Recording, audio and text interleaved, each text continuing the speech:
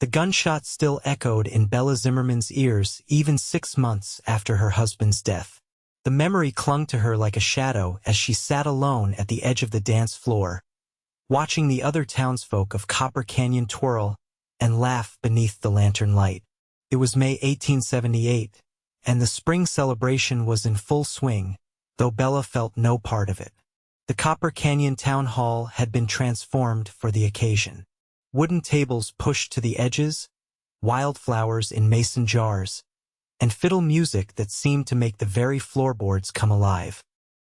Everyone was here, the shopkeepers, the ranchers, the schoolteacher, and even old Sheriff Watts, who rarely left his office except for coffee and trouble. Bella smoothed the black fabric of her dress, the mourning attire she'd worn religiously since Thomas was shot during a bank robbery gone wrong. At 26, she never imagined herself a widow, especially in a frontier town where survival already demanded everything you had. "You deserve to be happy again, Bella," Martha Wilson had told her earlier, before disappearing into the crowd of dancers. Easy for Martha to say with her husband of 30 years still hale and hearty beside her. The musicians struck up a livelier tune, and Bella watched as couples formed lines across the floor. She allowed herself a small sip of punch, tart and sweet on her tongue. The red liquid caught the lantern light, reminding her of the rubies Thomas had promised to buy her someday when the cattle business turned profitable.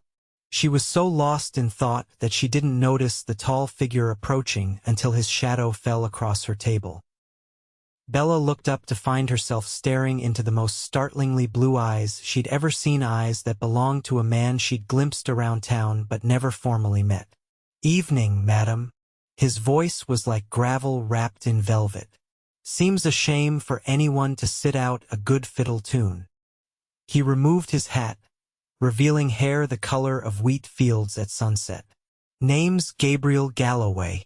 Folks call me Gabe."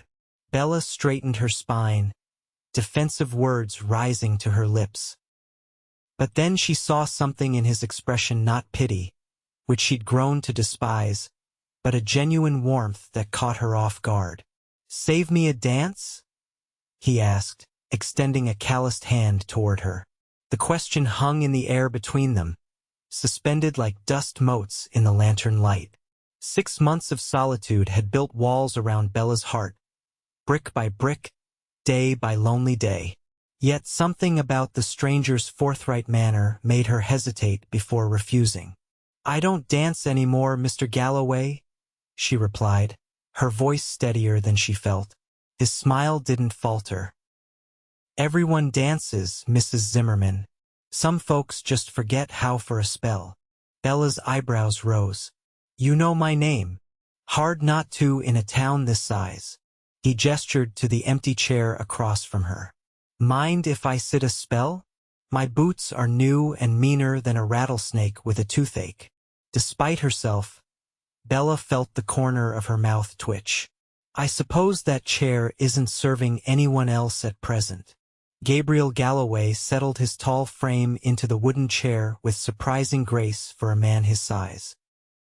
Up close, Bella could see the sun lines around his eyes, the small scar above his right eyebrow, and the careful way he placed his hat on the table crown down, as any proper cowman would.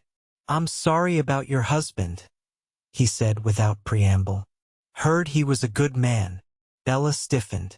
"He was. Didn't mean to step on tender ground." Gabriel's eyes remained kind.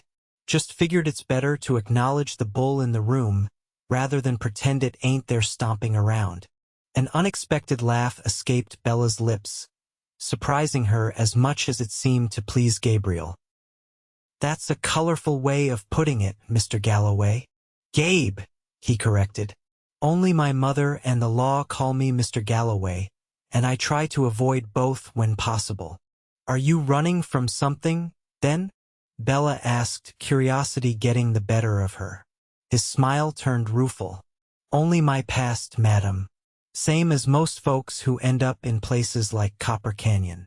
Bella studied him more carefully now. His clothes were worn but clean denim pants, a faded blue shirt, and a leather vest that had seen better days. The gun at his hip looked well-maintained but not flashy, suggesting a man who viewed it as a tool rather than a statement. "What brings you to our little corner of nowhere, Mr. Gabe?" She corrected herself. "Cattle, mostly. Got hired on at the Rocking M last month. Before that, I was driving herds up from Texas." He leaned back, his eyes never leaving her face.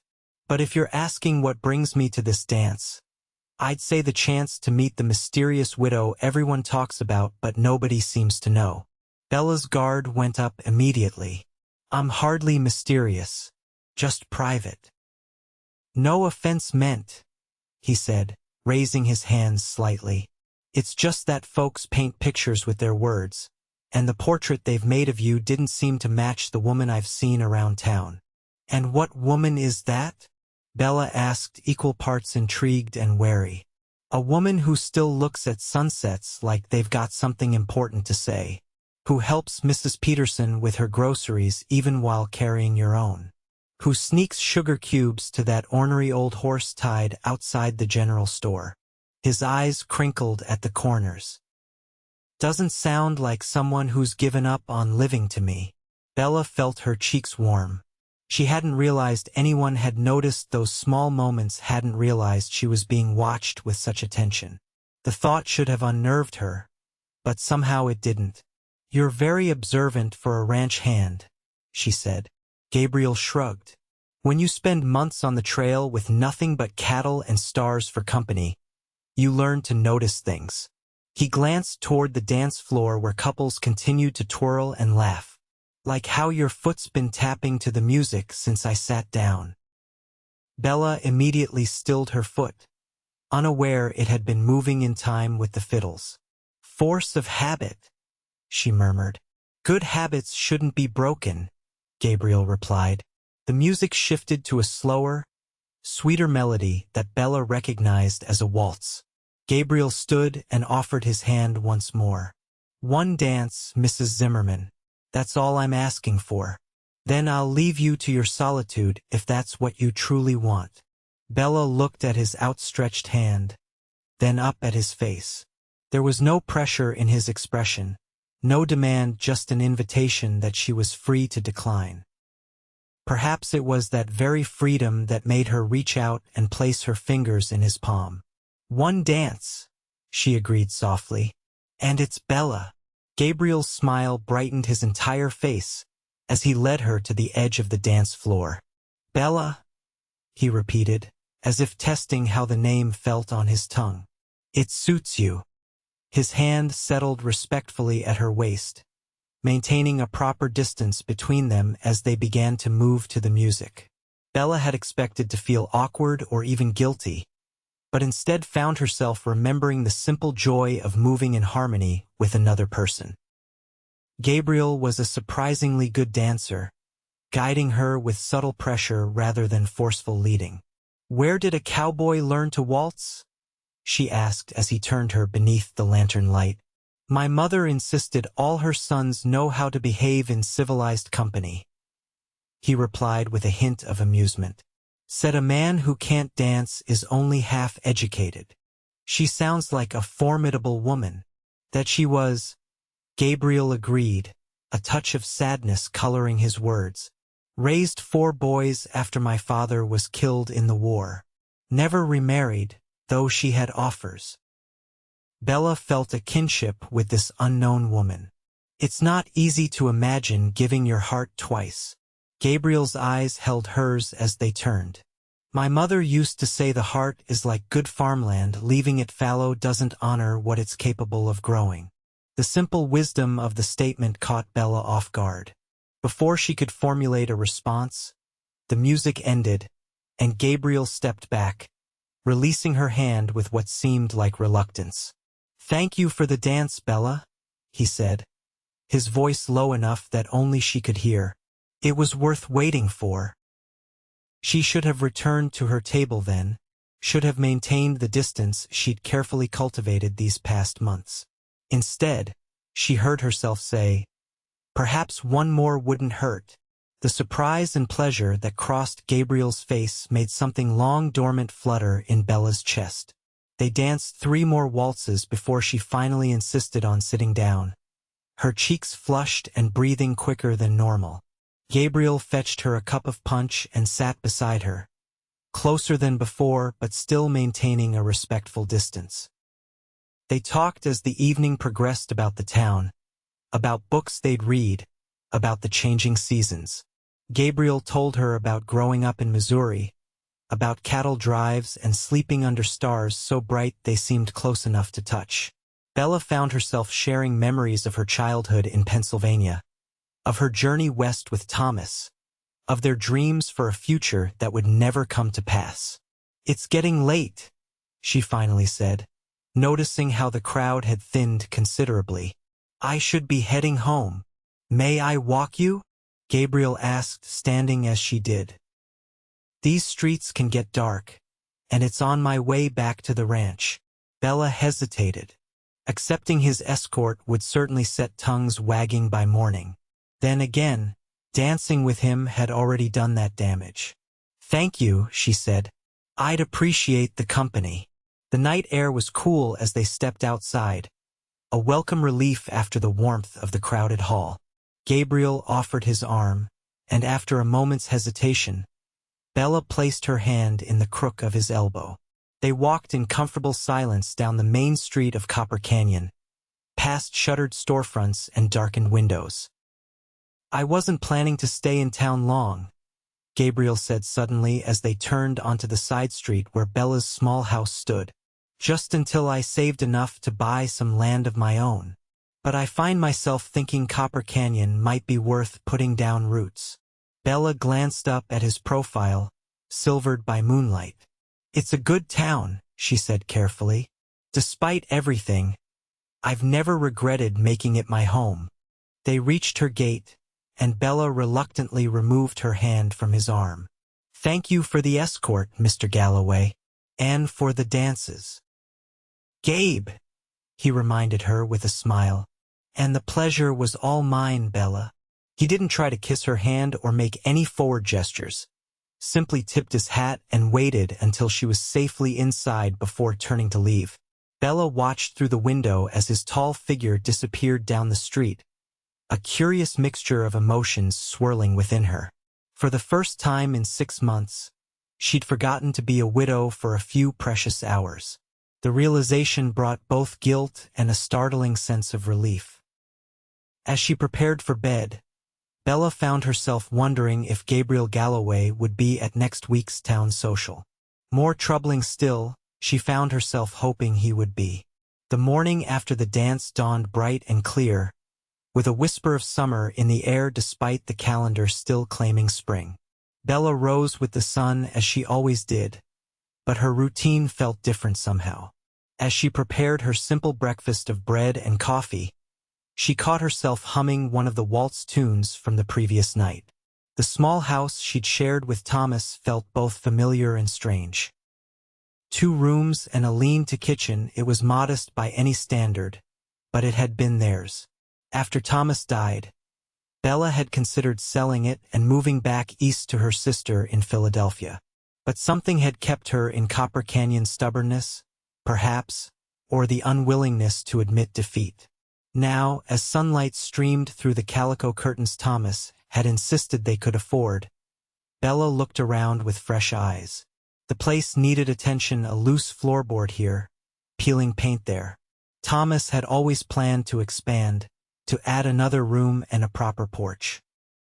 Those dreams had died with him, but the house remained, waiting. A knock at the door startled her from her thoughts. Bella quickly smoothed her hair and straightened her apron before opening the door to find Martha Wilson standing there, a knowing smile on her face and a basket in her hands. "Good morning, Bella dear," Martha said, breezing past her into the house without waiting for an invitation. "I brought you some fresh eggs from our new hens. Productive little creatures rather like that handsome cowboy who couldn't take his eyes off you last night." Bella felt heat rise to her cheeks. "Martha, please." "Oh, don't Martha please me," the older woman said, setting her basket on the table. "The whole town saw you dancing with Gabriel Galloway, and it's about time, I say." It was just a few dances, Bella protested. Nothing more. Martha's expression softened as she took Bella's hands in her own weathered ones. Listen to me, child. I've known you since you and Thomas first rolled into town 4 years ago. I saw how you loved him and how you've mourned him. But even Thomas wouldn't want you to spend your life alone. Bella looked away, blinking back unexpected tears. It feels like betrayal, Martha. To even think about, she couldn't finish the sentence. Nonsense, Martha said firmly. Living isn't betrayal. And that's what you were doing last night, living again instead of just existing. She squeezed Bella's hands before releasing them. Now, tell me about this Gabriel. I hear he's been working at the Rocking M for Matthew Monroe. Despite herself, Bella found comfort in Martha's straightforward manner. As she made fresh coffee and prepared the eggs, Bella related what little she knew about Gabriel Galloway. Martha said thoughtfully as they sat at the small table. The Rocking M is a good operation. Matthew doesn't hire just anyone. And I did notice Mr. Galloway's manners seemed a cut above the usual cowpunchers that pass through. He's educated, Bella agreed. Or at least well-read. He mentioned his mother insisted on it. Martha's eyes twinkled. A man who respects his mother and knows how to dance. Sounds promising. Martha, Bella exclaimed. I've only just met him. And yet you're blushing like a schoolgirl, Martha observed with evident satisfaction. Well. After Martha left, Bella tried to return to her normal Saturday tasks: cleaning, mending, preparing food for the coming week. But her thoughts kept drifting to Gabriel Galloway and the unexpected way he had breached her carefully constructed defenses. Around midday, as Bella was hanging laundry in the small backyard, she heard another knock at her front door. Wiping her hands on her apron, she hurried around the house, assuming Martha had returned with more gossip or perhaps some of her preserves. Instead, she found Gabriel Galloway standing on her doorstep, hat in hand and looking uncharacteristically nervous. Mr. Galloway, she said, surprise making her revert to formality. This is unexpected. Forgive the intrusion, he said, his eyes taking in her work apron and slightly disheveled hair. I was in town picking up supplies for the ranch and thought. He paused, seeming to reconsider his words. Truth is, I made up an excuse to come to town because I wanted to see you again. His honesty disarmed her. Oh, I should have sent word first, he continued, shifting his weight from one foot to the other. It's just that I've only got Saturdays free, and I didn't want to wait a whole week. Bella found herself oddly touched by his eagerness. Would you like to come in for coffee? It's still hot. Relief crossed his features. That would be mighty nice, thank you. She led him into the small front room that served as both parlor and dining area. Gabriel ducked slightly to avoid hitting his head on the low doorframe, reminding Bella of how tall he was. In the daylight, she could see him more clearly than she had in the lantern-lit town hall. The sun had bronzed his skin, and there were more lines around his eyes than she'd initially noticed, not from age, she guessed, but from squinting across open ranges and into many sunsets. Please sit, she said, gesturing to the small table while she fetched an extra cup. Cream or sugar? Black is fine, thank you, he replied, setting his hat on an empty chair. As Bella poured the coffee, she became acutely aware of how Gabriel's presence seemed to fill the small room. Not just physically, though he was certainly a large man, but in some indefinable way that made the house feel different. Less empty, perhaps. This is a nice place, he said, looking around with genuine interest. Solid construction. Thomas built most of it himself, Bella said, setting his coffee before him. He was handy that way. Gabriel nodded, accepting the reference to her late husband without awkwardness. A valuable skill out here. My father was the same, could build anything from a chicken coop to a barn with just a hammer and determination. You mentioned he died in the war? Bella asked, sitting across from him. Gettysburg, Gabriel confirmed. Union side. I was 14, old enough to understand but young enough that it broke something in me for a long while. Bella studied his face, seeing in it a reflection of her own grief, weathered now, but still present. Does it ever truly heal? She asked softly. Gabriel considered the question with the seriousness it deserved. Not heal exactly, but it changes, becomes part of you rather than all of you. He took a sip of his coffee. My mother said grief is like a stone you carry. First, it's sharp-edged and cuts you with every step. Over time, the edges smooth out, and though you still carry it, it doesn't wound you the same way. Your mother sounds very wise, Bella said. She was, Gabriel agreed. Passed 2 winters ago. Pneumonia. I'm sorry. Thank you. He smiled slightly. She would have liked you, I think. She appreciated straightforward people who speak their minds. Bella raised an eyebrow. You think I speak my mind? I think you could, Gabriel replied, if you felt safe enough to do so. The observation was uncomfortably perceptive. Bella changed the subject. So you work at the Rocking M. Do you enjoy it? Gabriel allowed the diversion. It's good work with fair pay. Matthew Monroe runs a tight operation but treats his men well. Better than most outfits I've ridden for. How long have you been a cowboy? Bella asked, genuinely curious. Since I was 16, he said. Started as a wrangler for a small outfit in Missouri, then worked my way up. Spent 5 years on the Chisholm Trail driving Texas Longhorns to Kansas railheads. He rotated his cup in his hands, a thoughtful expression crossing his face. It's a younger man's game, though. I've been saving to buy my own spread. Something modest to start. Is that why you came to Colorado? Gabriel nodded. Land's cheaper here than Kansas or Texas these days. And the view's better. His eyes met hers, and Bella felt that same flutter in her chest that she'd experienced when they danced. The mountains are beautiful, she agreed, looking away first. They are, Gabriel said, his tone suggesting he might be talking about something else entirely. Bella, I hope I'm not being too forward, but I'd like to call on you properly. Sunday after church, perhaps. The directness of the question shouldn't have surprised her, yet it did. Bella set down her coffee cup carefully, aware that her answer would set something in motion that couldn't easily be stopped. Mr. Galloway, Gabe, she corrected herself. I'm flattered by your attention, truly, but I'm not sure I'm ready for calling. Instead of disappointment, understanding filled his expression. Fair enough. How about friendship, then?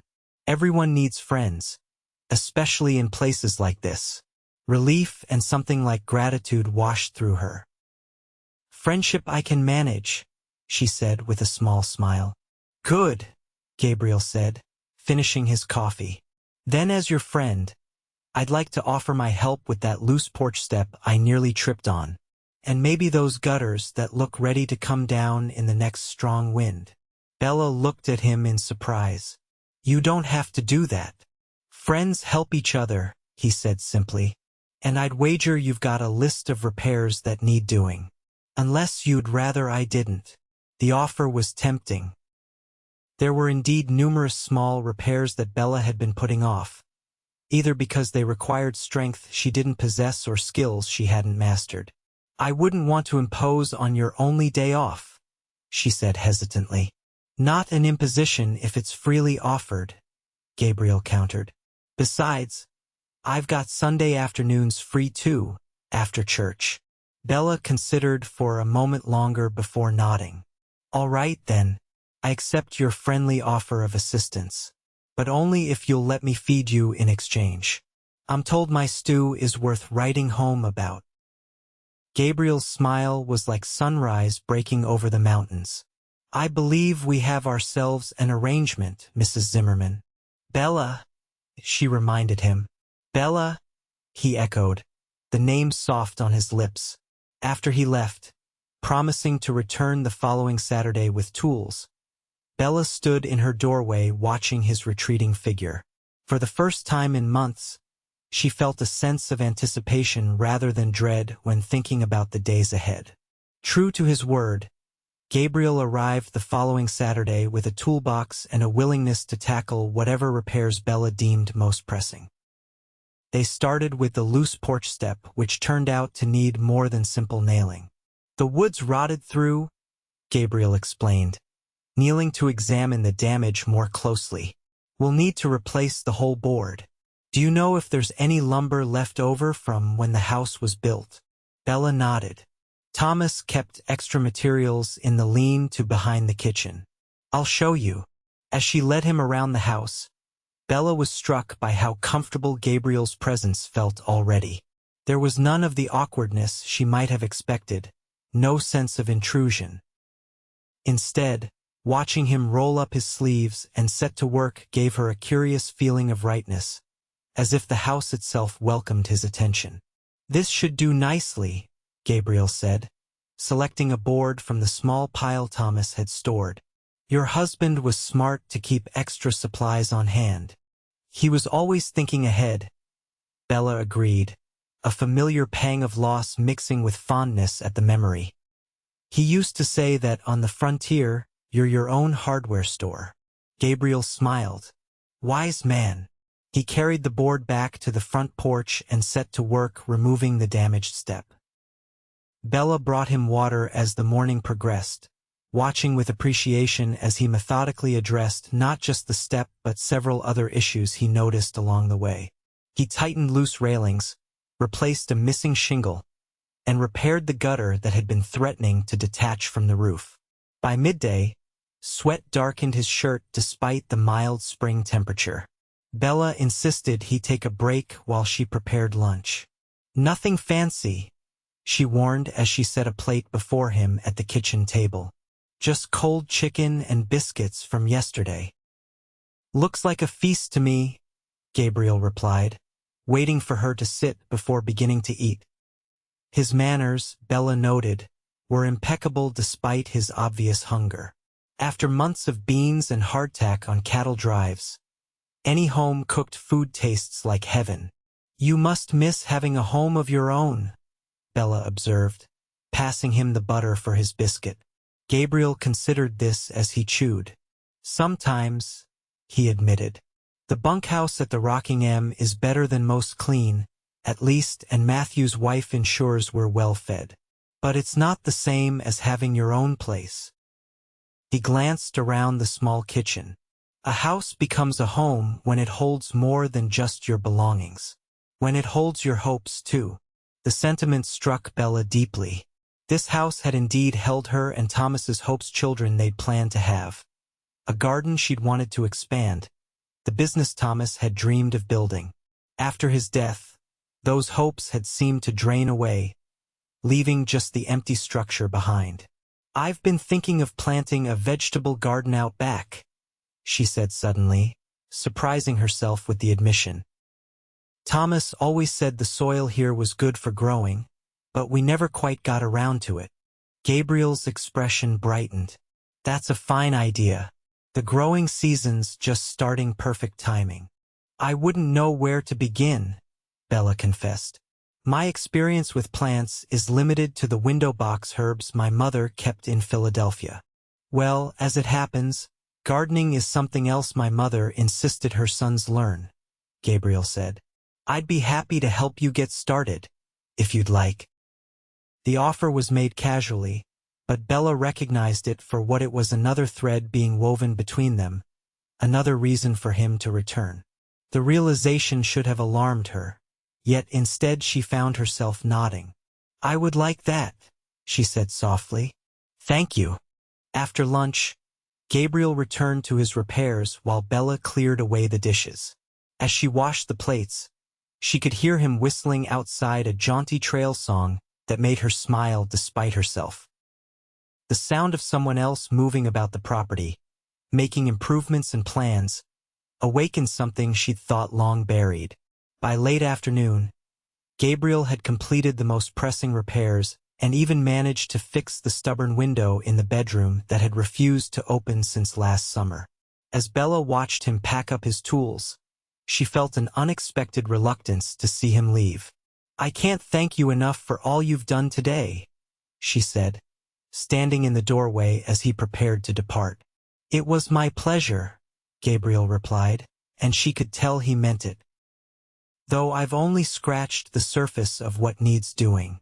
That roof will need attention before winter comes." "Are you offering your services again, Mr. Galloway?" Bella asked, surprising herself with the teasing note in her voice. His eyes crinkled at the corners. "I believe I am, Mrs. Zimmerman. That is, if you'll have me. I suppose I could tolerate your company for another Saturday," she said, maintaining the light tone despite the quickening of her pulse. "Especially if you're willing to help with that garden we discussed." "It's a date," Gabriel said, then quickly amended. "An arrangement between friends, I mean." Bella smiled at his correction. "Next Saturday, then. And please, join me for church tomorrow if you're coming into town anyway." Gabriel's expression brightened. "I'd like that very much." After he left, Bella wandered through her house, noticing all the improvements he'd made. The place felt different, somehow revitalized, as if Gabriel's care had breathed new life into its timbers and walls. Or perhaps, she admitted to herself as she prepared for bed that night, it wasn't just the house that was coming back to life. The following morning, Bella took more care than usual with her appearance before church. She hesitated over her black dress, the one she'd worn faithfully since Thomas's death. After a moment's deliberation, she instead selected a dark blue dress she hadn't worn in over a year, not quite returning to colors, but no longer shrouded in widow's black either. The small church at the edge of town was already filling when Bella arrived. She nodded to familiar faces as she made her way to her usual pew near the back. A few curious glances followed her news of her dance with Gabriel, and his subsequent visits to her home had undoubtedly circulated through Copper Canyon's efficient gossip network. Bella had just settled into her seat when she felt rather than saw someone slide into the pew beside her. Turning, she found Gabriel, freshly shaved and wearing what was clearly his Sunday best, a clean white shirt, dark vest, and trousers that looked as though they'd been pressed. "Good morning," he said softly, his eyes taking in her blue dress with evident appreciation. "You look lovely." "Thank you," Bella replied, suddenly shy under his admiring gaze. "You clean up rather well yourself." Before he could respond, Reverend Howard began the service. Throughout the hymns and sermon, Bella was acutely aware of Gabriel beside her, the subtle scent of soap and leather, the warmth radiating from his tall frame, the way his deep voice joined confidently in the hymns. When the service ended, they filed out with the rest of the congregation into the bright May sunshine. Several people greeted Bella with more warmth than they had in months, their eyes moving curiously between her and Gabriel. "Mrs. Zimmerman, how nice to see you in church today," said Harriet Cooper, the banker's wife and unofficial social arbiter of Copper Canyon, her gaze fixed on Gabriel with undisguised interest. "And with company, I see. Mrs. Cooper, may I introduce Mr. Gabriel Galloway?" Bella said politely. "He works at the Rockingham Ranch." "Madam," Gabriel said, tipping his hat respectfully to the older woman. "A pleasure to make your acquaintance." Harriet's eyebrows rose slightly at his courteous manner. "Indeed, I don't believe I've seen you at our services before, Mr. Galloway." "I've only recently settled in the area," Gabriel explained, "but I intend to become a regular attendee now that I know the way." His meaning wasn't lost on either woman. Harriet's eyes gleamed with fresh gossip material as she excused herself to speak with other parishioners, no doubt to share this new development. I believe you've just provided the town with a week's worth of conversation, Bella murmured as they walked away from the church. Gabriel grimaced. I hope I haven't caused you discomfort. No, Bella said after a moment's reflection. Oddly enough, I find I don't mind. She glanced up at him. Though you should know what you're getting yourself into. Small towns have long memories and endless curiosity. I'm familiar with the species, Gabriel replied with a smile. And I've got nothing to hide. His expression grew more serious. But if my attention causes you any trouble, you need only say the word. Bella was touched by his consideration. Thank you, but I'm a grown woman who can choose her own friends. The town will simply have to adjust to that fact. They walked in companionable silence through the main street, nodding to acquaintances along the way. When they reached Bella's house, Gabriel paused at the gate. I should head back to the ranch, he said reluctantly. But I'll see you Saturday? For the garden project. Bella nodded, surprised by her own disappointment that he couldn't stay longer. I'll look forward to it. As she watched him walk away, Bella realized with a start that she truly was looking forward to Saturday, the first time in months she'd anticipated the future rather than simply enduring it. Throughout the week, Bella found herself preparing for Gabriel's visit in small, significant ways. She mended curtains that had hung neglected for months, swept corners that had gathered dust, and even rearranged furniture to make better use of the small space. On Friday, she baked fresh bread and prepared a stew that could simmer while they worked on the garden. When Saturday arrived, Bella woke with the dawn, a sense of expectation humming through her. By mid-morning, she had changed her dress twice and rearranged the kitchen table flowers at least 3 times. Catching herself fussing with her hair again, she laughed aloud at her own behavior. You're acting like a schoolgirl, Bella Zimmerman, she told her reflection in the small mirror. Get a hold of yourself. A knock at the door sent her heart racing nonetheless. Gabriel stood on her porch, hat in hand and a burlap sack over his shoulder.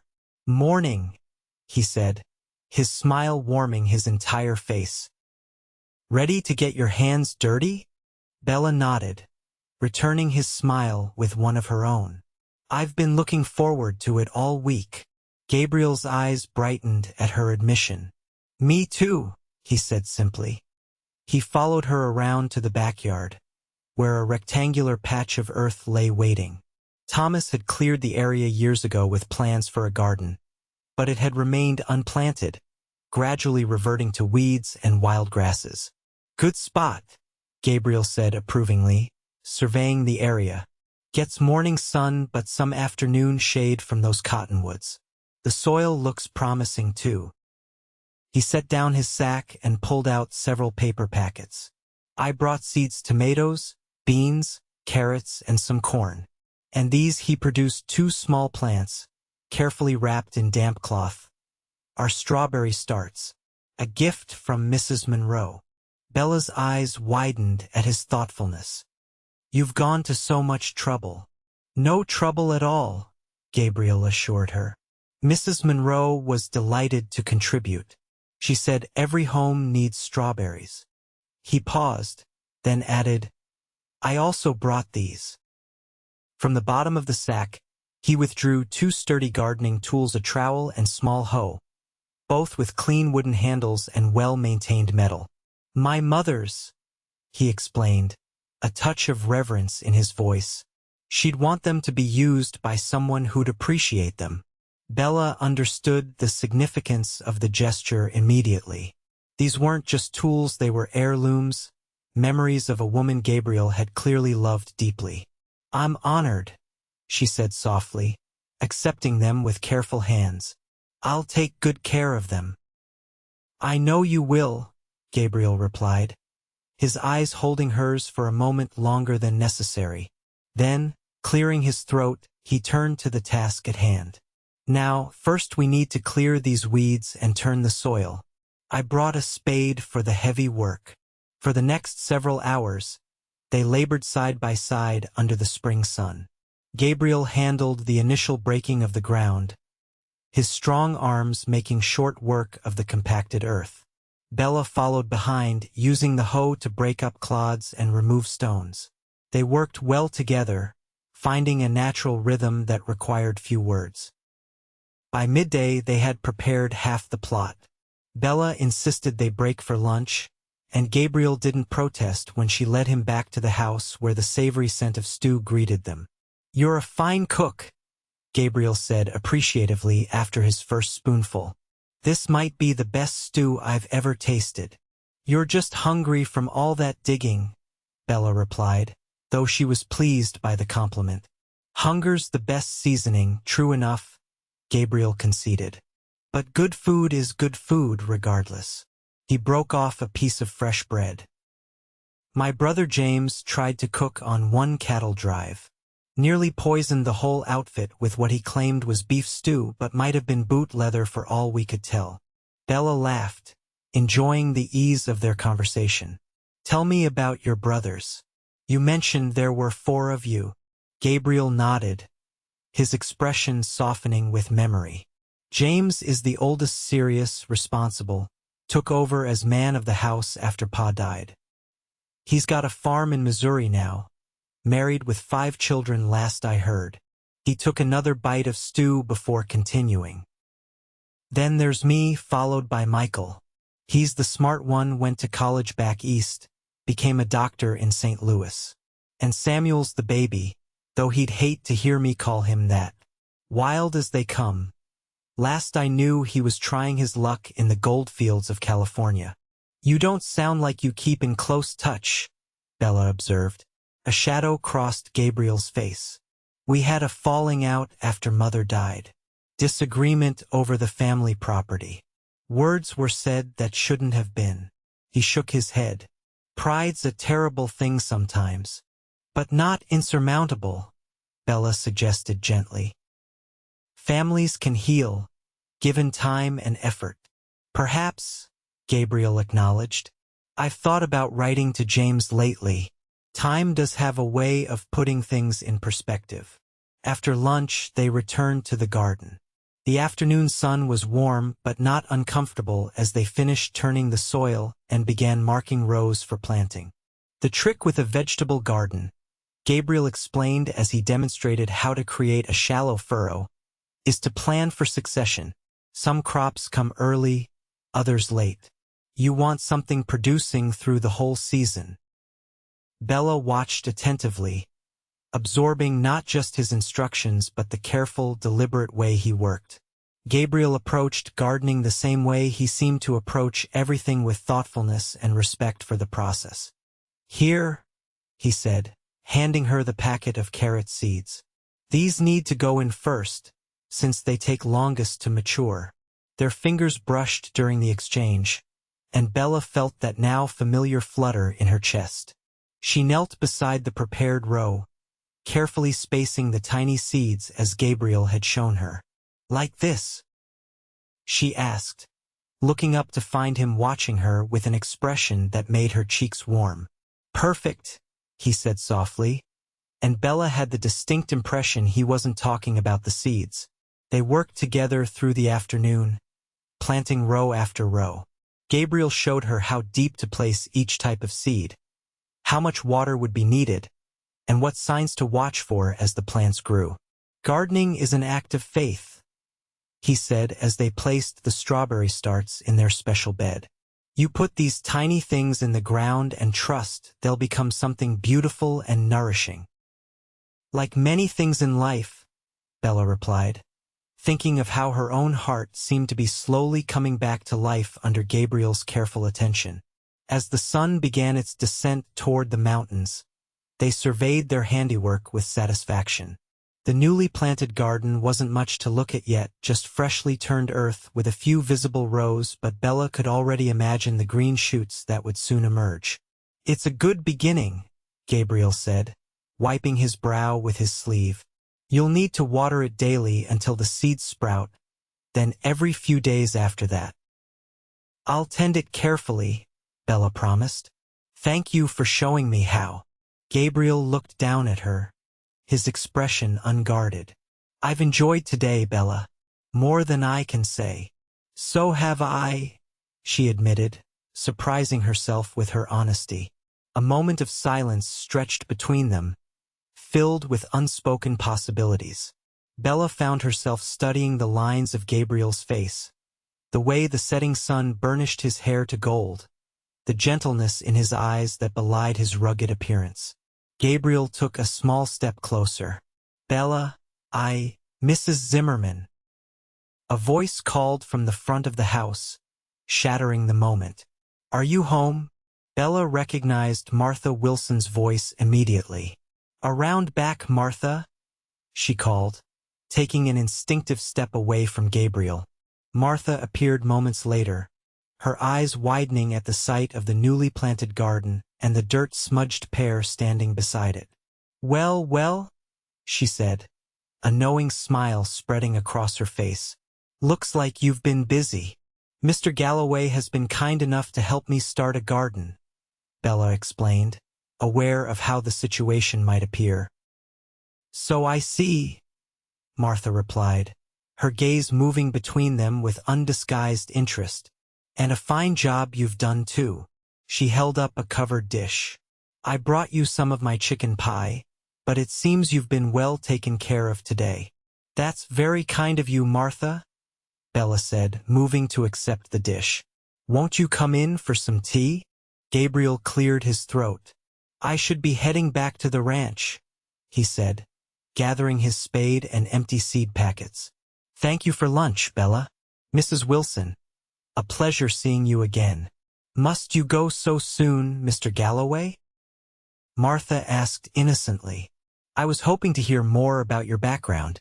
We're all so curious about the man who's brought our Bella back to life." "Martha!" Bella exclaimed, mortified. Gabriel's eyes crinkled with amusement. "Another time, perhaps," he said diplomatically. "I promised to help with evening chores at the ranch." He turned to Bella. "May I call on you next Saturday? To check on the garden's progress?"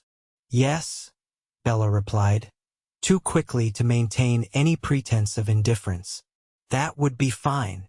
After Gabriel had departed, Martha didn't even try to hide her delight. "Well," she said as they entered the house, "he's certainly a sight better than those mournful widow's weeds you've been wearing." "Martha, please," Bella protested weakly. "We're just friends." Martha hummed skeptically as she set about making tea.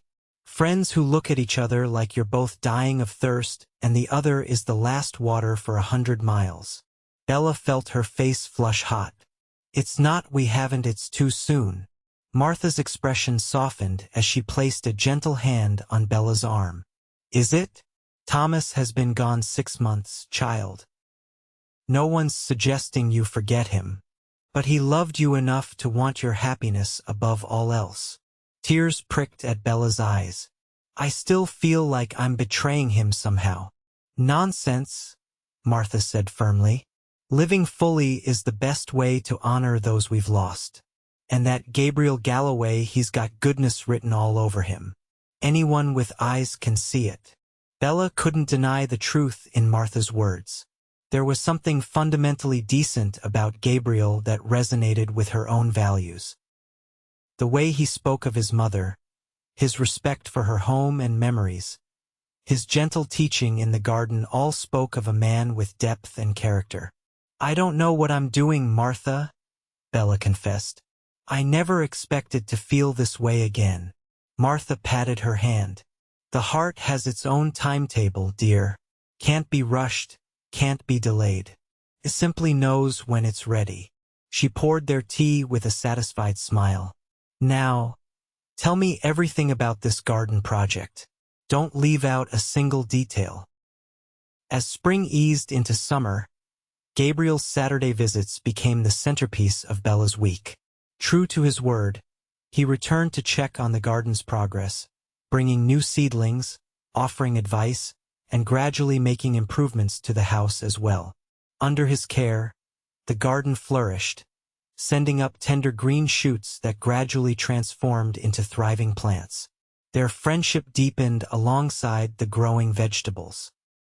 Each Saturday revealed new facets of Gabriel to Bella: his patience, his knowledge of the natural world, his quiet humor, and the thoughtfulness that informed everything he did. They talked about books they'd read, experiences that had shaped them, and gradually, about dreams they still harbored. Gabriel spoke of his hope for a small ranch of his own someday, with cattle and horses and enough land to grow hay. Bella shared her desire to perhaps open a small bakery in town, something Thomas had always encouraged but that she'd been too timid to pursue. "You should do it," Gabriel said one warm June afternoon as they harvested the first of the radishes. "Your bread is better than anything in the general store." "It's just a fancy," Bella demurred, though his confidence in her abilities warmed her. "Sometimes fancies are worth pursuing," Gabriel replied, his eyes meeting hers in a way that suggested he might be talking about more than baking. These moments of unspoken meaning had grown more frequent between them. A lingering glance, fingers brushing while passing garden tools, standing closer than strictly necessary while surveying the growing plants. Neither had put words to the changing nature of their relationship, but Bella could feel the shift as clearly as she could see the garden transforming under their care. On the first Saturday in July, Gabriel arrived with a special addition to his usual supplies. "For Independence Day," he explained, presenting Bella with a small flag on a wooden stick. "I thought we might plant it in the garden." Bella accepted the gift with a smile. "It's perfect. We'll put it right in the center where it can oversee everything." Later, as they harvested the first tender lettuce leaves for lunch, Gabriel broached a subject that had been on his mind. "The town's having an Independence Day celebration next Wednesday," he said, seemingly focused on selecting the best leaves. "Picnic in the afternoon, fireworks after dark. I was hoping you might consider attending. With me." The careful way he phrased the invitation told Bella how important her answer was to him. This would be different from his casual Saturday visits or sitting together at church. This would be a public declaration of sorts. "Are you asking to court me properly, Mr. Galloway?" Bella asked, surprising herself with her directness. Gabriel looked up, his expression serious. "Yes, madam, I believe I am. If you'll have me." The simplicity of his answer touched her deeply. "Then yes, I will attend the celebration with you." The smile that broke across Gabriel's face was like sunshine after rain. "You've made me a very happy man, Bella Zimmerman." "You've made me remember how to be happy," she replied softly. "I didn't think that would ever be possible again." Gabriel set down the basket of lettuce and took her hands in his, dirt smudged and all. "I know I can never replace what you've lost," he said earnestly. "I wouldn't try to, but if you'll let me, I'd like to help you build something new. Something that honors the past while still looking forward." Tears pricked at Bella's eyes, not of sorrow but of a complicated joy. "I think I'd like that very much." For a breathless moment, Bella thought Gabriel might kiss her. His gaze dropped to her lips, and he leaned forward slightly. But then, with evident restraint, he squeezed her hands gently before releasing them. "We should get these greens inside," he said, his voice rougher than usual, "before they wilt in this sun." Bella understood and appreciated his restraint. This new understanding between them was tender, fragile in its newness. It deserved to unfold at its own pace. The days leading up to the 4th of July celebration passed in a haze of anticipation for Bella. She took the blue dress she'd worn to church and added fresh white lace at the collar and cuffs, her first attempt at embellishment since Thomas died. The simple act of making herself pretty again felt like another step in her journey forward. When Independence Day arrived, the entire town of Copper Canyon seemed to exhale collectively after holding its breath through the hard work of spring. Flags decorated the main street, and the town square had been transformed with tables, bunting, and a makeshift stage for speeches and music. Gabriel arrived at Bella's house precisely at noon, wearing a clean white shirt and his best vest, his hair still damp from washing. The admiration in his eyes when he saw Bella in her refreshed blue dress made her cheeks warm with pleasure. "You look beautiful," he said simply, offering his arm. "Thank you," she replied, taking it. "You look very handsome yourself." They walked to the town square together, aware of the glances and smiles directed their way. Copper Canyon had largely accepted their friendship over the past months, but seeing them dressed up and walking arm in arm for a celebration sparked fresh interest. "Mrs. Zimmerman, Mr. Galloway," Martha called, waving them over to where she and her husband had set up their picnic blanket. "Come join us." The afternoon passed pleasantly in good company and better food. The town had organized games for the children and a horseshoe competition for the men, which Gabriel entered at Mr. Wilson's urging. "You should have seen him," Martha said to Bella as they watched Gabriel throw with precise aim. "The first day he came calling at your house, standing on your porch looking like he was facing a firing squad rather than asking to help with repairs." "Was he nervous?" Bella asked, surprised. "Terrified," Martha confirmed with satisfaction. "Asked me what flowers you liked best, whether you preferred reading or music, if I thought it was too soon to call on you. I've never seen a man more earnest in his intentions." The revelation that Gabriel had sought advice before approaching her touched Bella deeply. She watched him laughing with the other men, his tall figure distinctive among them, and felt a swell of emotion that she finally allowed herself to name: love. The realization didn't shock her as she might have expected. Instead, it settled over her with the rightness of truth long known but only now acknowledged. When Gabriel returned, triumphant with a small blue ribbon for second place in the horseshoe contest, Bella greeted him with a smile that conveyed more than words could express. Something in her expression made him pause, his own eyes softening in response. "I saved you some apple pie," she said, patting the space beside her on the blanket. "A man couldn't ask for a better reward," Gabriel replied, settling next to her, close enough that their shoulders almost touched. As evening approached, lanterns were lit around the square, creating pools of golden light in the gathering dusk. The town band set up on the small stage, and soon the lively strains of fiddle and banjo filled the air. "They're playing our song," Gabriel said softly, referring to the waltz that had accompanied their first dance months ago. Bella listened, recognizing the melody that had changed the course of her life. "So they are." Gabriel stood and offered his hand. "May I have this dance, Mrs. Zimmerman?" This time Bella didn't hesitate. "Yes, Mr. Galloway, you may." He led her to the area cleared for dancing, where several other couples were already twirling. As Gabriel's arm circled her waist, Bella was struck by how right it felt to be in his embrace. They moved together with the ease of partners who intuitively understood each other's rhythms.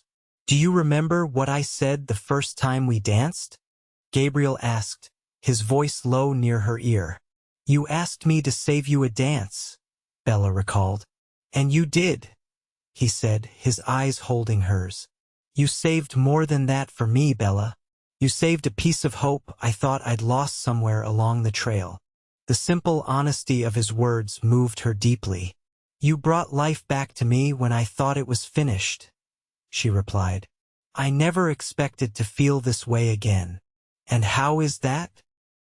Gabriel asked, his voice gentle but insistent. "How do you feel, Bella?"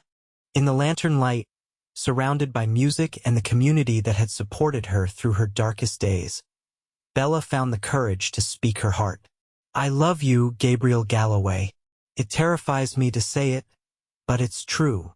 Joy transformed his features, making him look younger and somehow more himself than ever before. "I've loved you since I saw you sitting alone at that dance," he confessed. "Too soon to make sense, but too real to deny." They had stopped dancing, standing still amidst the swirling couples. In that suspended moment, Gabriel lowered his head slowly, giving Bella every chance to pull away. Instead, she lifted her face to his, and their lips met in a kiss that felt like both an ending and a beginning. It was brief and gentle, mindful of their public setting. But in that simple touch, Bella felt the promise of a future she had thought forever close to her. When they parted, Gabriel's eyes held a question. "Yes?" Bella whispered, answering before he could ask. "Whatever you're thinking, yes?" Gabriel's smile was radiant. "I haven't asked anything yet." "You will," Bella replied with newfound confidence. "And when you do, my answer will be yes." They resumed dancing, moving in perfect harmony as the stars appeared overhead and the promised fireworks began to paint the sky with ephemeral blooms of color and light. Late that night, after Gabriel had walked her home and left her at her door with another gentle kiss, Bella stood in her small bedroom. Her gaze fell on the framed photograph of Thomas that still stood on her dresser. For the first time since his death, she was able to look at his image without the crushing weight of grief. "I think you would approve," she told the silent photograph.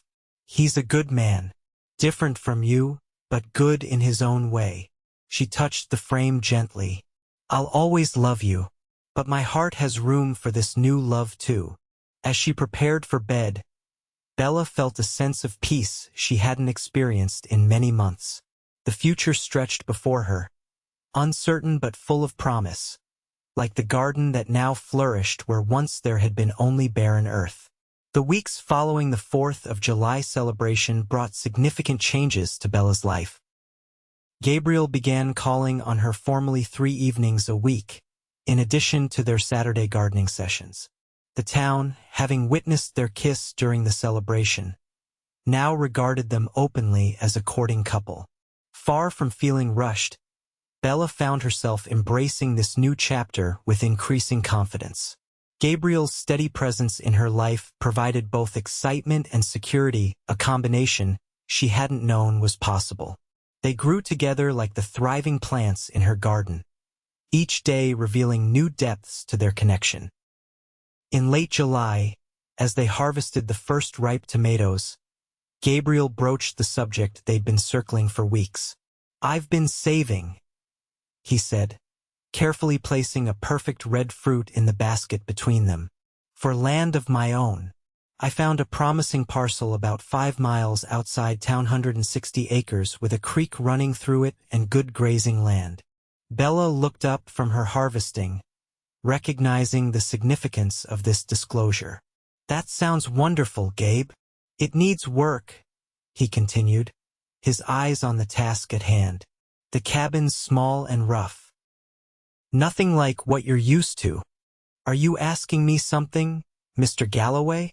Bella prompted gently when he fell silent.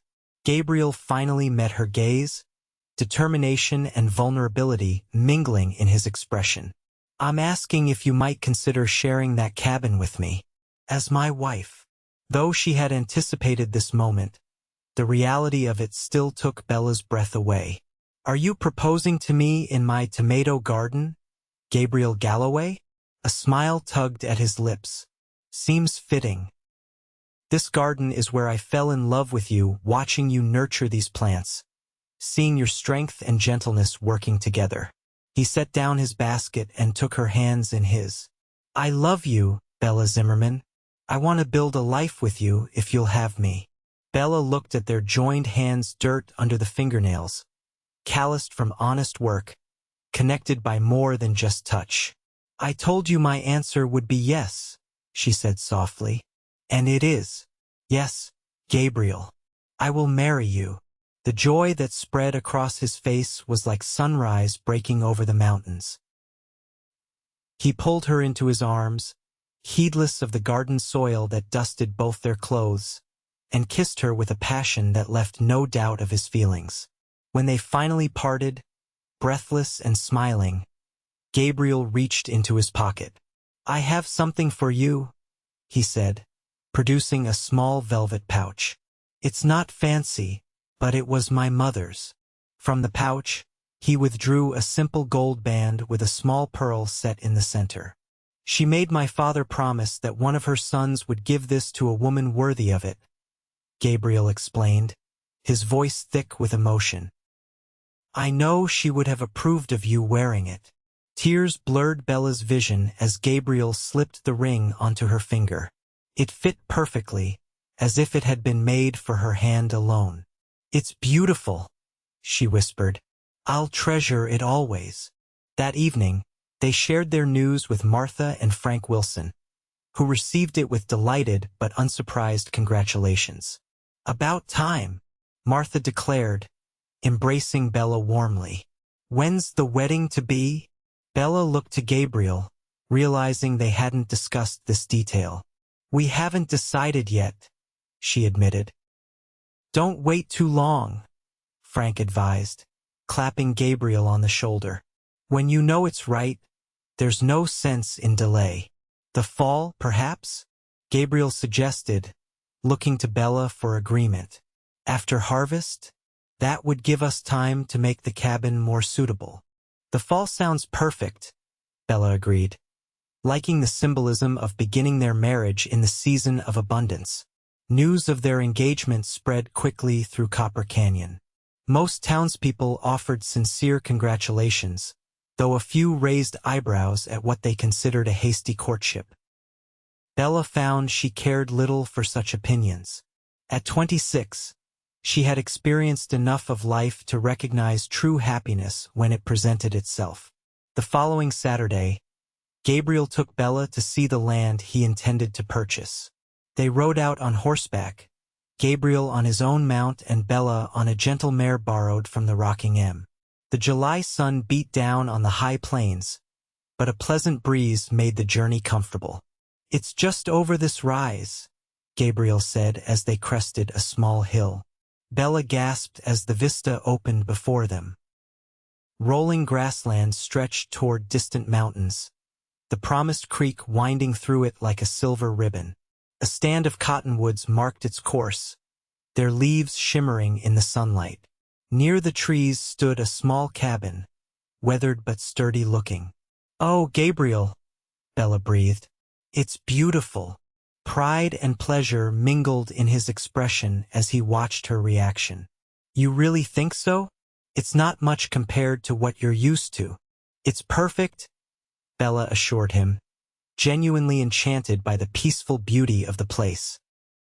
I can already imagine a garden beside the cabin, maybe some chickens and children playing by the creek. Gabriel's eyes softened at her mention of children. You want a family? Very much, Bella admitted. Thomas and we had hoped, but it wasn't to be. She met Gabriel's gaze directly. I'd like to try again with you. Gabriel reached across the space between their horses to take her hand. Nothing would make me happier than raising a family with you, Bella. Sons and daughters with your spirit and determination. They rode down to the cabin, which proved to be basic but sound. A single room with a stone fireplace, small windows, and a dirt floor. Gabriel pointed out all the improvements he planned: wooden flooring, proper windows, an addition for a separate bedroom. It will take time, he acknowledged, but I promise you'll have a comfortable home before winter comes. Bella surveyed the space, already seeing beyond its current state to the home it could become. We'll build it together, she said. I'm stronger than I look. Gabriel smiled, pulling her into his arms. That I already know. They spent the afternoon exploring their future property, planning where outbuildings would go, where to plant an orchard, how to expand the cabin as their family grew. By the time they rode back to town, Bella felt as though she already lived there in spirit. The following week, Gabriel finalized the purchase of the land, using nearly all his savings. He gave notice at the Rocking M, though he arranged to continue working there 3 days a week while he established his own small herd and improved the cabin. August brought the culmination of their garden's bounty. Tomatoes ripened faster than they could eat them, beans needed picking every other day, and the corn stood tall with developing ears. Bella spent long days harvesting, canning, and preserving skills Martha Wilson happily helped her refresh. "You'll want a good store of preserves to start your married life," Martha advised as they sealed jars of tomato sauce. "A well-stocked pantry makes a house a home." Gabriel divided his time between working at the Rocking M, improving their future home, and helping Bella with the heavier tasks of harvest. They settled into a rhythm that felt like a preview of their married life complementary strengths, creating a balanced partnership. In late August, as they sat on Bella's porch watching a spectacular sunset paint the sky in shades of orange and pink, Gabriel broached a subject that had been on his mind. "I've been thinking about writing to my brothers," he said, his fingers laced with Bella's, "letting them know about the wedding. About you." Bella squeezed his hand encouragingly. "I think that's a wonderful idea." "I don't know if they'll come," Gabriel cautioned. "It's been a long time, and we didn't part on the best terms." "But you're extending the olive branch," Bella pointed out. "That's what matters. And I would very much like to meet your family, whenever that might be possible." Gabriel kissed her temple gently. "What did I do to deserve you?" "You crossed a room and asked me to dance," Bella replied simply, "when everyone else was content to let me sit alone in my grief." The next day, Gabriel penned letters to each of his brothers, informing them of his engagement and upcoming marriage. Bella added her own brief notes, introducing herself and expressing her hope that they might meet soon. Whether the brothers would respond remained to be seen, but the act of reaching out represented another step in their journey forward. As September arrived, bringing cooler temperatures and the first hints of autumn color to the aspens in the mountains, preparations for the wedding intensified. Bella had chosen a simple ceremony to be held in the town church on the first Saturday of October, followed by a celebration in the town square similar to the Independence Day gathering. She had also begun quietly making arrangements to sell her house in town.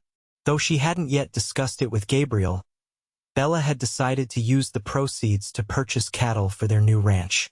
It would be her contribution to their shared future, a gesture of faith in the life they were building together. The cabin on their land was transforming under Gabriel's skilled hands. With help from friends at the Rocking M, he had installed proper wooden floors, added a small bedroom, and constructed a front porch where they could sit and watch the sunsets. A stone well had been dug near the house, providing clean water without the need to haul it from the creek. 2 weeks before the wedding, as Bella was fitting the dress she had decided to wear, not a new one, but her best blue dress now adorned with white lace and tiny pearl buttons, a knock came at her door. Expecting Martha or perhaps Gabriel himself, she was surprised to find Sheriff Watts standing on her porch, his expression grave. "Mrs. Zimmerman," he said, removing his hat. "Might I have a word?" A chill ran through Bella despite the warm September day. "Of course, Sheriff. Please come in." Watts stepped inside, declining her offer of coffee with a shake of his head. "I'm afraid I have some disturbing news. There's been an accident at the Rocking M." Bella's heart seemed to stop. "Gabriel." "He's alive," Watts assured her quickly, seeing the panic in her eyes. "But he's been injured.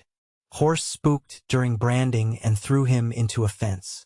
Doc Sullivan's with him now at the ranch." Relief warred with fear as Bella reached for her shawl. "I need to go to him." "I brought the wagon," Watts said, nodding toward the street. "Mrs. Wilson's already out there. She sent me to fetch you." The ride to the Rocking M passed in a blur of dust and anxiety. Sheriff Watts, not a man given to empty reassurances, kept his eyes on the road and his hands steady on the reins as they traveled the 5 miles to the ranch at the fastest pace the horses could safely maintain. When they arrived, Martha Wilson was waiting on the porch of the main house. Her expression softened with relief at the sight of Bella. "He's going to be all right," she said immediately, taking Bella's hands as she climbed down from the wagon.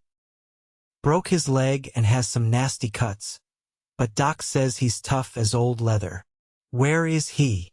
Bella asked, already moving toward the house. In the guest room, Martha replied, leading the way. Matthew and Sarah insisted he stay here rather than in the bunkhouse.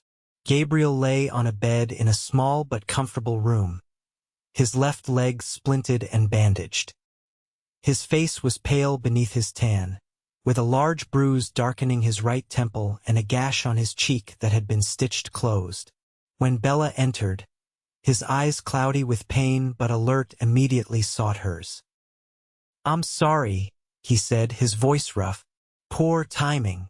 Bella rushed to his side, carefully taking his hand in hers. "Don't you dare apologize," she said firmly, though tears threatened. "What happened?" "New Colt didn't take kindly to branding," Gabriel explained with a grimace that might have been an attempt at a smile. "Threw me into the corral fence. Not my finest moment." Dr. Sullivan, who had been standing quietly in the corner, stepped forward. "He's fortunate the break was clean," he told Bella. "I've set it properly, and with rest it should heal well. The cuts are superficial, though the one on his face will leave a scar. The bump on his head concerns me more. He lost consciousness briefly, which suggests a concussion. But he'll recover completely?" Bella pressed, needing absolute clarity. "With proper care and sufficient rest, yes," Sullivan confirmed. "Though I'm afraid he won't be walking down any aisles in the next few weeks." The implication hung in the air between them. Their wedding, planned for just 2 weeks hence, would need to be postponed. "The wedding can wait," Bella said immediately, squeezing Gabriel's hand. "Your recovery comes first." Relief and love mingled in Gabriel's eyes. "I didn't want to disappoint you." "The only way you could disappoint me is by not getting better," Bella replied firmly. "We have our whole lives ahead of us. A few more weeks won't matter." Martha, who had been hovering near the door, stepped forward. "I'll let Reverend Howard know about the change in plans," she offered, "and spread the word in town." After she and the doctor left, Bella sat beside Gabriel's bed, still holding his hand. "You gave me quite a scare, Mr. Galloway." "Not my intention, Mrs. Zimmerman to be," he replied, his eyes growing heavy as the laudanum the doctor had administered began to take effect. "Wanted everything to be perfect for you." "It will be," Bella assured him, gently stroking his hair back from his forehead.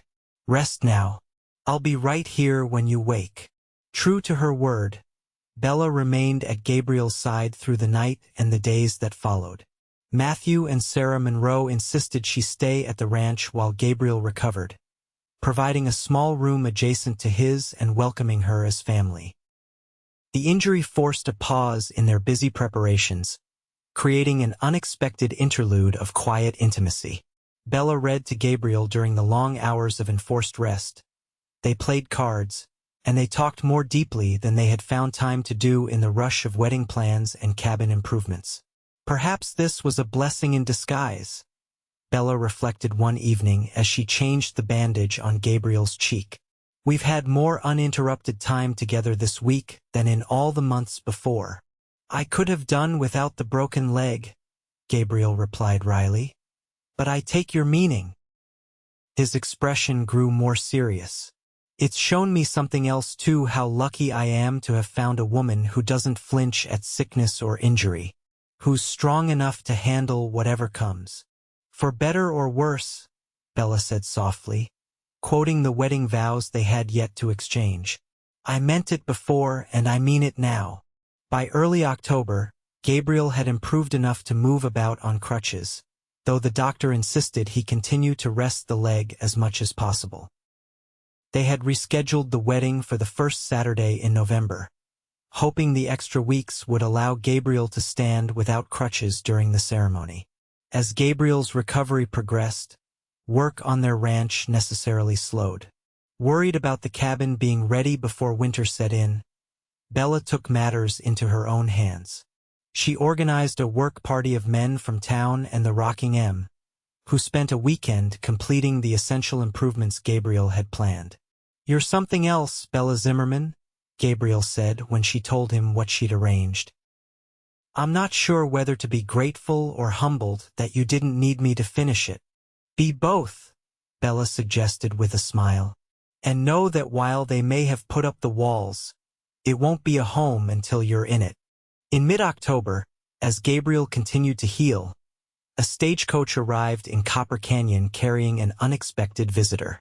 Bella was at the general store purchasing supplies when she heard someone asking for Gabriel Galloway. Turning, she found herself facing a man who could only be Gabriel's brother, the same wheat-colored hair, similar build, though his face was leaner and his eyes a darker blue. "Excuse me," Bella said, approaching him. "Are you looking for Gabriel Galloway?" The man turned, surprise registering on his features. "Yes, madam. I'm his brother, James Galloway." "I'm Bella Zimmerman," she said, extending her hand. "Gabriel's fiancée." Recognition dawned in James's eyes. "Miss Zimmerman, pleasure to meet you. I received Gabriel's letter and decided that a wedding was worth the journey from Missouri." "He'll be overjoyed to see you," Bella said warmly. "Though I should warn you, there's been an accident. Gabriel broke his leg a few weeks ago. He's recovering well, but we've had to postpone the wedding until November." Concern crossed James's face. "Is he all right otherwise?" "Yes, just frustrated by the forced inactivity," Bella assured him. "He's staying at the Rocking M Ranch where the accident occurred. I was just about to head out there myself. Would you like to join me?" The reunion between the brothers was a sight Bella knew she would treasure always. Gabriel, who had been sitting on the porch of the Monroe house whittling to pass the time, looked up at the sound of approaching hooves. The piece of wood fell from his hands when he recognized his brother riding beside Bella. "James?" he called in disbelief, struggling to stand with his crutches. James dismounted before the wagon had fully stopped, striding toward the porch with long steps. "Stay put, you fool," he called gruffly, though his voice was thick with emotion. "You'll break the other leg rushing around." The brothers embraced awkwardly, Gabriel hampered by his crutches but no less enthusiastic. Bella watched from the wagon, giving them a moment before approaching. "I can't believe you came," Gabriel said, his eyes suspiciously bright as they pulled apart. "Couldn't miss my little brother getting hitched, could I?" James replied, though his own eyes were damp. "Even if you did pick the most godforsaken stretch of nowhere to settle in."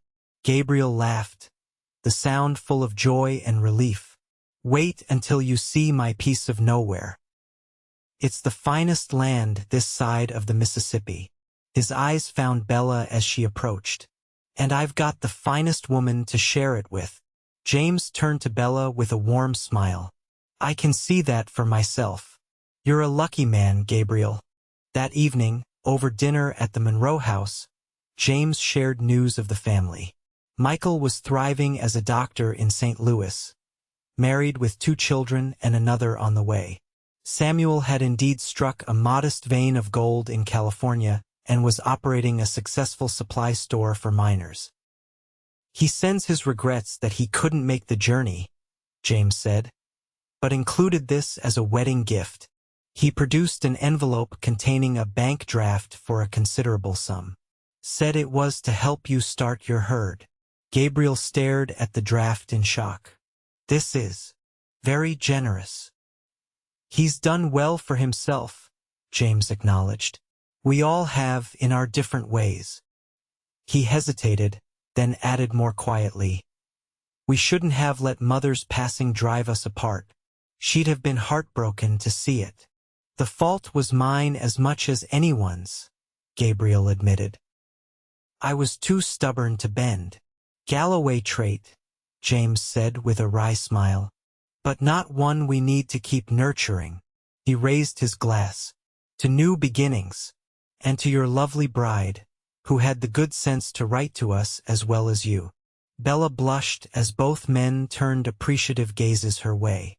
"Family belongs together when possible," she said simply. "I hoped you would come."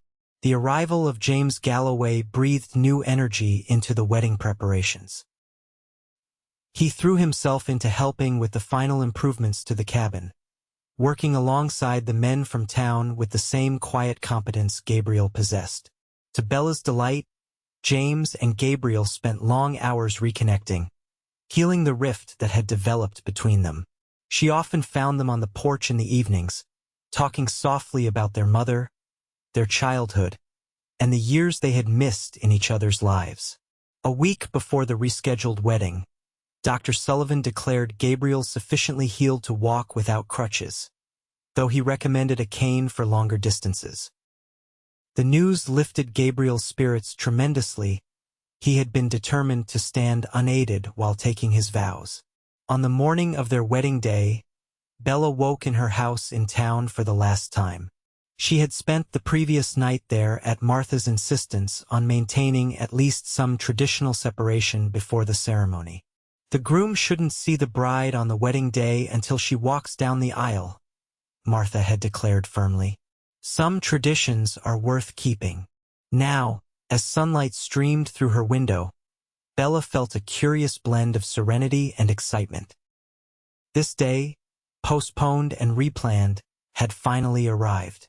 By sunset, she would be Bella Galloway, beginning a new chapter in a life that had already known both profound joy and devastating loss. Martha arrived mid-morning with 2 other women from town to help Bella prepare. They brought flowers from the last of the fall gardens, ribbons for her hair, and a mood of festive anticipation.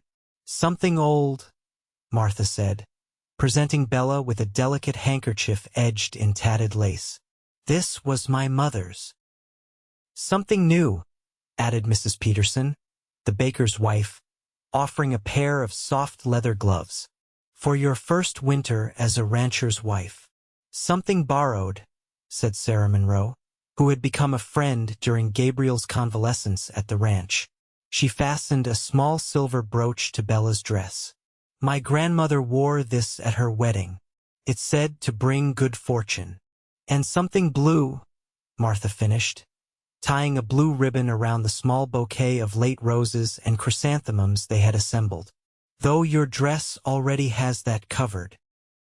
Bella embraced each woman in turn, touched by their thoughtfulness. "Thank you all, for everything."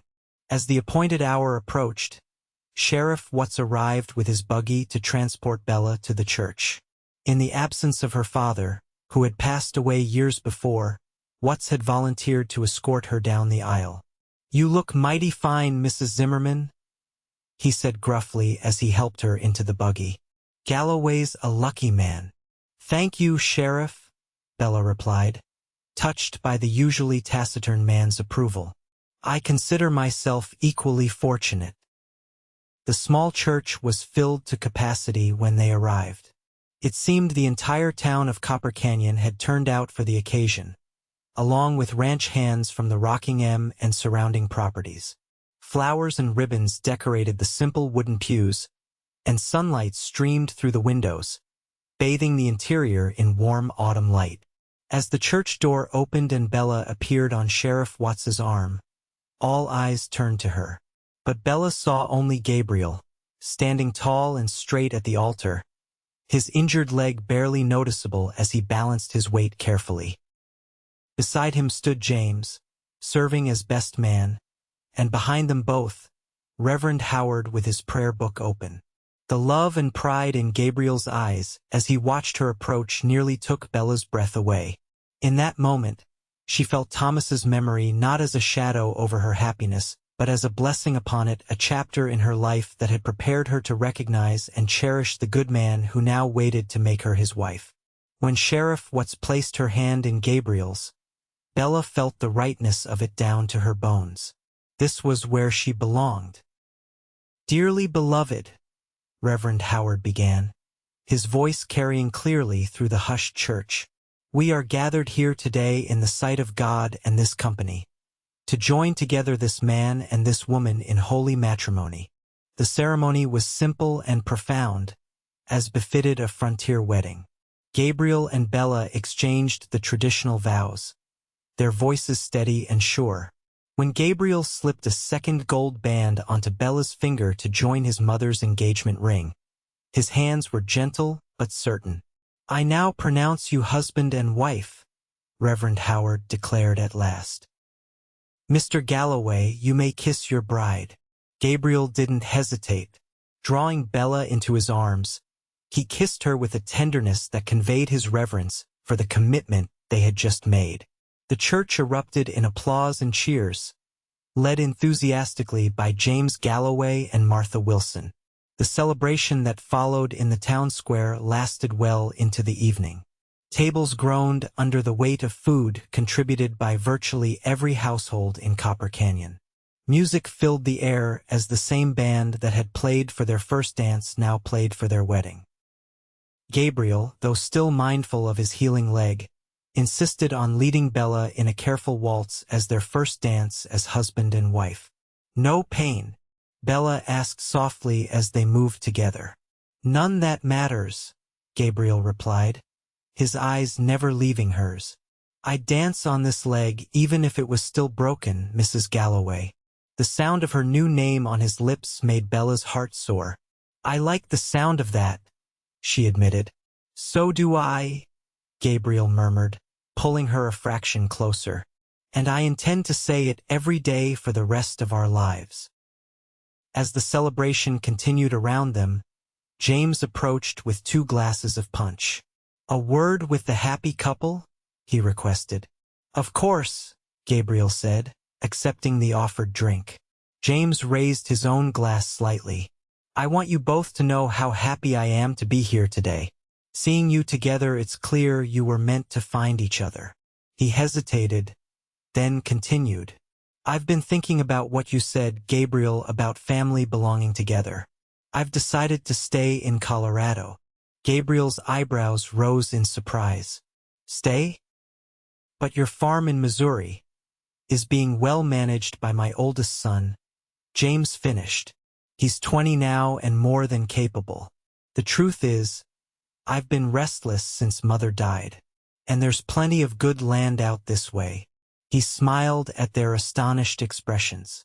"Don't worry, I won't be moving in with you newlyweds, but I thought perhaps somewhere within riding distance."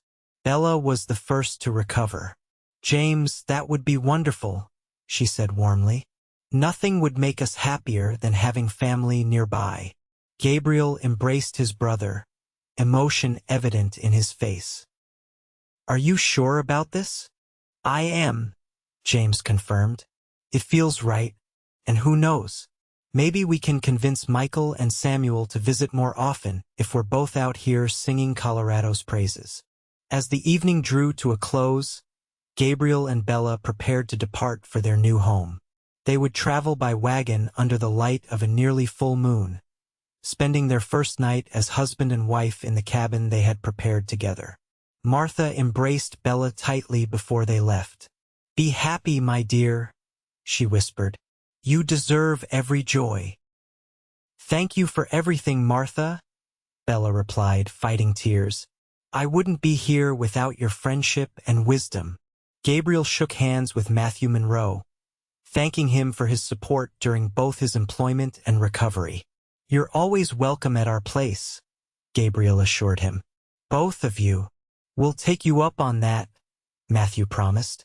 "Though we'll give you a few weeks of privacy first." Amid a shower of rice and well wishes, Gabriel helped Bella into the wagon he had prepared for their journey. Packed carefully in the back were wedding gifts, supplies for their first weeks as a married couple, and the last of Bella's possessions from her house in town. As they drove away from Copper Canyon toward their new home, Bella leaned against Gabriel's shoulder, content in a way she had once thought would never be possible again. "Happy, Mrs. Galloway?" Gabriel asked, his arms securely around her waist. "Completely," Bella replied, lifting her face for a kiss that contained both promise and fulfillment. "And you, Mr. Galloway?" More than I ever thought possible, he admitted. When I crossed that dance floor to ask you for a dance, I never imagined where it would lead. To home, Bella said simply, looking ahead to where their future waited. It led us both home. The cabin was visible in the moonlight as they crested the final rise. Smoke curling from the chimney where James had lit a fire before returning to town for the celebration. It looked small but sturdy against the vast landscape, windows glowing with welcoming warmth. Gabriel helped Bella down from the wagon, then surprised her by sweeping her into his arms despite his still healing leg. Threshold tradition, he explained at her protest, carrying her carefully up the new porch steps and through the door into their home. Inside, they found a simple but comfortable space transformed by small touches into a true home. Curtains Bella had sewn hung at the windows. A colorful quilt covered the bed in the small adjoining room. And on the table stood a vase of late wildflowers with a note from James wishing them happiness. "Welcome home, Bella," Gabriel said softly, setting her gently on her feet but keeping his arms around her. "It's perfect," she whispered, taking in the evidence of their shared labor and dreams. "Everything I could have wished for." Gabriel's eyes darkened as he gazed down at her. "I plan to spend the rest of my life making sure you never regret choosing this life with me." "I already know I won't," Bella assured him, rising on tiptoe to kiss him with all the love and promise in her heart. "This is just the beginning." As autumn gave way to winter, the Galloways settled into their new life together with a joy that deepened daily. The cabin, snug against Colorado's winter winds, became a true home filled with laughter, conversation, and love. Gabriel's leg healed completely, allowing him to work the land and care for the small herd of cattle they had started with Samuel's generous gift and the proceeds from Bella's house in town. James Galloway made good on his promise to stay, purchasing land just 3 miles away and beginning construction on his own cabin. He became a frequent visitor, often staying for dinner and sometimes overnight when weather threatened. His presence added another layer of richness to their new life, bringing stories of Gabriel's youth and a connection to family Bella had missed since moving west. Letters arrived from Michael and Samuel, both expressing regret at missing the wedding but promising visits in the spring. The Galloway family, scattered by grief and misunderstanding, was finding its way back together, a healing that seemed to mirror Bella's own journey from loss to renewal. As Christmas approached, Bella prepared their first holiday together with special care. She decorated the cabin with pine boughs and red berries, baked special treats with precious sugar and spices, and secretly worked on a gift for Gabriel during the hours he spent outside tending the cattle. On Christmas Eve, with snow falling gently outside and a fire crackling in the hearth, they exchanged their gifts. Gabriel presented Bella with a beautifully crafted rocking chair he had made with help from James. "For quiet evenings now," he explained as she ran her hands over the smooth wood, "and for nursing babies someday if we're blessed." Bella's eyes filled with tears at the thoughtfulness of the gift. "It's beautiful, Gabriel. I'll treasure it always." Her gift to him was a handmade quilt, each square representing an aspect of their life together: a garden plot, a dancing couple, a cabin on the plains, intertwined wedding rings. "So you'll always be warm, no matter where your work takes you," she said as he examined each carefully stitched square with wonder. "This must have taken months," Gabriel marveled, recognizing the labor of love in each precise stitch. "I started it the day after you proposed," Bella admitted. "It gave me something to do during your recovery." Gabriel pulled her into his arms, the quilt wrapped around them both. "I don't deserve you," he murmured against her hair. "Yes, you do," Bella replied, lifting her face to his. "We deserve each other, and all the happiness we can create together." As they settled before the fire, wrapped in the new quilt and each other's arms, Bella rested her head on Gabriel's shoulder and gazed around their small home. So much had changed in a year. From the widow who sat alone while others danced to a woman embracing life and love again. From grief to joy. From solitude to partnership. "What are you thinking?" Gabriel asked, noticing her contemplative expression. "That I'm grateful," Bella replied honestly. "For the path that led me here, even the painful parts. For you crossing that dance floor when everyone else kept their distance. For second chances." Gabriel tightened his arms around her. "I thank God every day that you saved me that dance," he said, his voice husky with emotion. "And every dance since." Outside, snow continued to fall, blanketing their land in pristine white. Inside, the fire cast golden light over the life they were building together, a life founded on courage, understanding, and a love that had bloomed unexpectedly from grief's barren soil. Bella turned in Gabriel's arms, offering her lips for a kiss that tasted of promise kept and promises still to come. The dance they had begun that spring evening continued, a lifetime of steps stretching before them, moving always in harmony, always together.